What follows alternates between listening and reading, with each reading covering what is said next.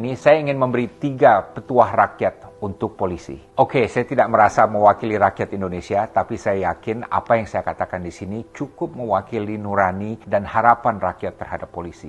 Petuah pertama, polisi perlu memahami posisi strategis mereka dalam perjalanan NKRI. Polisi yang sekarang adalah yang paling kuat dalam sejarah Indonesia modern. Jauh lebih kuat dari Polri di era-era sebelumnya. Jumlah anggota Polri juga lebih besar dari gabungan TNI Angkatan Darat, Angkatan Laut, dan Angkatan Udara. Polri adalah angkatan polisi yang terbesar di Asia Tenggara, jauh lebih besar dari polisi di Thailand, Malaysia, atau Vietnam. Namun bukan saja yang terbesar, polisi di Indonesia jauh lebih powerful dari polisi di negara-negara ASEAN lainnya. Dan polisi Indonesia juga lebih powerful dari institusi lainnya. TNI, intelijen, kejaksaan, Kementerian Teknis, Bank Indonesia, BUMN, KPK, birokrasi, diplomat, dan lain sebagainya. Mengapa? Karena polisi bertugas menegakkan hukum yang menyentuh seluruh aspek kehidupan bangsa. Polisi menempati posisi strategis sebagai nexus atau titik lintas dari berbagai arus besar kehidupan bangsa kita. Kalau semua polisi profesional dan bersih, maka bukan keamanan saja yang akan membaik,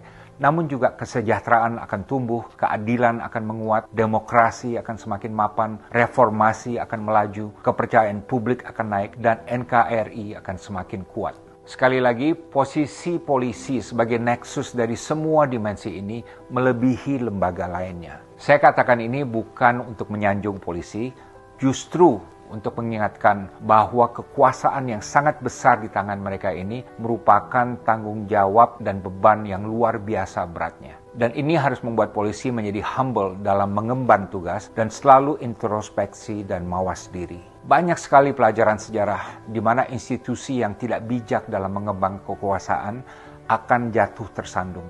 Ini pernah terjadi pada TNI, di mana setelah 30 tahun militer menguasai panggung politik melalui doktrin dui fungsi, dalam krisis 1998, rakyat akhirnya berbalik menentang TNI yang dinilai telah melakukan berbagai ekses kekuasaan, dan akibatnya TNI kemudian keluar dari panggung politik dan alhamdulillah kembali kepada marwah asalnya menjadi tentara profesional yang tunduk pada sipil dan mengambil posisi netral terhadap politik. Ini juga terjadi di Mesir dalam krisis politik tahun 2011 yang menumbangkan rezim Presiden Hosni Mubarak. Di mana pemicunya adalah kelakuan polisi yang sewenang-wenang, yang opresif, yang sangat korup, sehingga polisi menjadi sasaran amarah rakyat Mesir. Alhamdulillah, polisi Mesir sudah banyak berbenah diri sejak itu. Petuah kedua, polisi harus menjadi bagian dari solusi untuk meruntuhkan industri hitam hukum yang sangat kuat cengkramannya dalam negara kita. Yang saya maksud dengan industri hitam hukum di sini adalah suatu ekosistem di mana banyak penjahat yang berkolusi dengan oknum-oknum dalam berbagai institusi. Polisi, kejaksaan, peradilan, birokrasi, dan lain sebagainya. Bagaimana caranya melawan industri hitam hukum ini? Banyak cara. Hapuskan stigma yang ada di masyarakat bahwa kalau mau berurusan dengan polisi harus siapkan duit. Jangan ada polisi yang menjadikan hukum sebagai komoditi bisnis yang bisa dijual untuk memperkaya diri. Ingat tauladan pengabdian total yang dicontohkan oleh Kapolri Hugeng Iman Santoso. Begitu hukum bisa dibeli, pasti keadilan akan hancur. Karena yang menang adalah mereka yang bisa membayar paling tinggi. Polisi tidak bisa menerima sogokan atau pemberian apapun dari tersangka atau penjahat. Karena kalau ini terbongkar, oknum polisi dan penjahat pasti akan saling melindungi. Ingat, begitu polisi berkolusi dengan penjahat, maka otomatis polisi tersebut akan menjadi penjahat. Dan ini berarti dia bukan lagi polisi, tapi adalah penjahat yang berjubah polisi.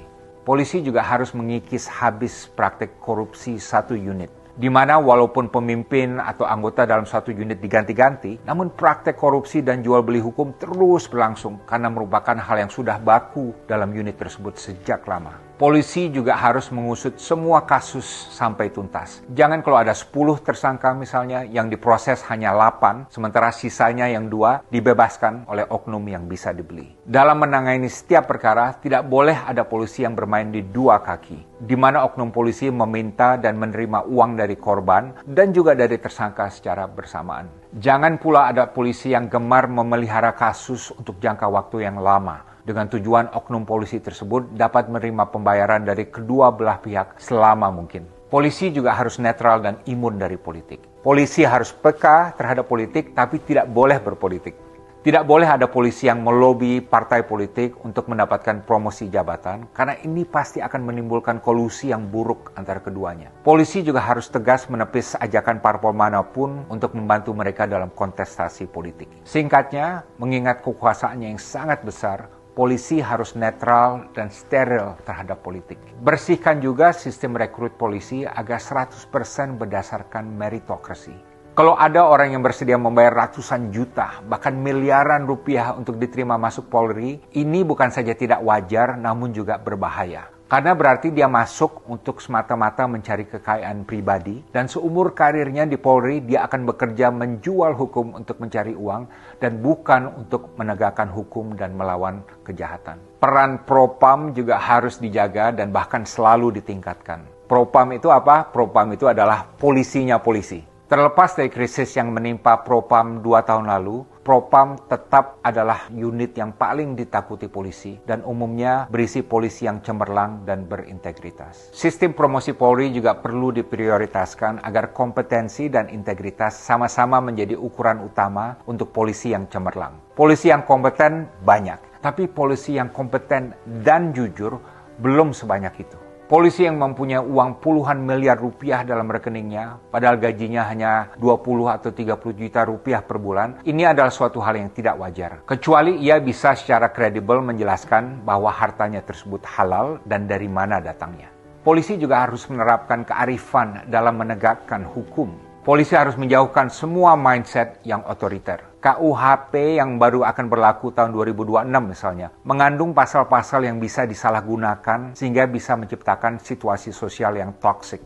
Sebagai contoh, kasus yang dulu menimpa musisi Ariel mungkin sesuai dengan hukum yang berlaku, namun pemenjaraan Ariel tidak sesuai dengan rasa keadilan. Di sini kita semua perlu hati-hati untuk menghindari terjadinya kemunafikan sistemik, di mana ada banyak orang yang akan terjerat hukum untuk hal-hal yang sebenarnya ranah pribadi yang bukan urusan pemerintah, sementara penegak hukum yang menjerat mereka juga banyak yang melakukan hal yang persis sama dalam kehidupan pribadi mereka. Petuah ketiga di abad ke-21 dan menghadapi berbagai tantangan yang sangat berat ini, polisi perlu memperkuat sense of purpose-nya.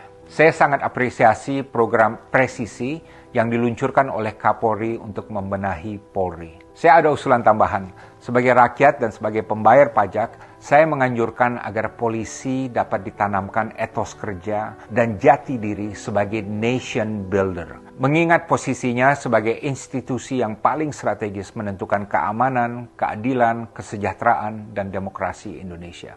Lebih spesifik lagi, di abad ke-21, polisi perlu memposisikan dirinya bukan saja sebagai penegak hukum, tapi juga sebagai pembela demokrasi dan pelindung reformasi. Ini berarti semua Kapolri juga harus mempunyai sikap sebagai negarawan. Polri juga perlu mempunyai tujuan strategis untuk menyongsong Indonesia Emas di tahun 2045. Yaitu untuk menjadi lembaga nasional yang paling dipercaya dan dicintai rakyat. Sekaligus polisi profesional yang paling bersih di Asia Tenggara. Di tahun 2045 nanti, NKRI harus bisa mewujudkan supremasi hukum secara total, di mana yang menjadi panglima adalah hukum, bukan politik atau ekonomi. Saya paham mungkin banyak orang yang skeptis apakah ini bisa tercapai, namun saya optimis. Lihat saja sektor perbankan kita, yang sebelum Krismon tahun 1997 amburadul, minim peraturan dan minim kredibilitas. Namun setelah dibenahi secara gigih, kini telah berubah menjadi sektor yang paling padat dengan kepatuhan, kepatutan, dan transparansi. Dan semuanya untuk menjaga kepercayaan publik terhadap bank-bank di Indonesia. Hal yang sama juga terjadi pada TNI yang sewaktu gejolak reformasi tahun 1998 sempat babak belur. Namun kemudian TNI berhasil berbenah diri sehingga kembali menjadi salah satu lembaga yang paling dihormati dan dipercaya di Indonesia. Saya yakin kalau dilaksanakan secara serius, sistematis, dan konsisten, Polri dapat mencapai semua hal ini dalam waktu satu generasi ke depan. Demikian 3 petuah rakyat untuk polisi. 1. Setiap polisi harus memahami posisi strategisnya dalam perjalanan NKRI dan harus melihatnya sebagai tanggung jawab yang berat. 2. Polisi harus menjadi bagian dari solusi untuk meruntuhkan industri hitam hukum yang masih merajalela di negara kita. Dan 3, polisi harus mempunyai etos untuk menjadi nation builder dan berambisi untuk menjadi lembaga yang paling bersih dan paling dipercaya oleh rakyat sewaktu Indonesia Emas 2045 nanti. Kalau Anda setuju, kirimkan pesan ini kepada polisi yang Anda kenal. Kalau Anda polisi dan setuju dengan pesan ini, maka kirimkan kepada rekan-rekan polisi untuk mereka baca dan dengar dan bahas. Dan kalau Anda sebagai polisi ketemu saya di jalan, berikan saya fist bump. Dan boleh juga traktir saya dendeng belado, makanan kesukaan saya. Saya Dino Patijalal, salam Indonesia Emas, salam diplomasi.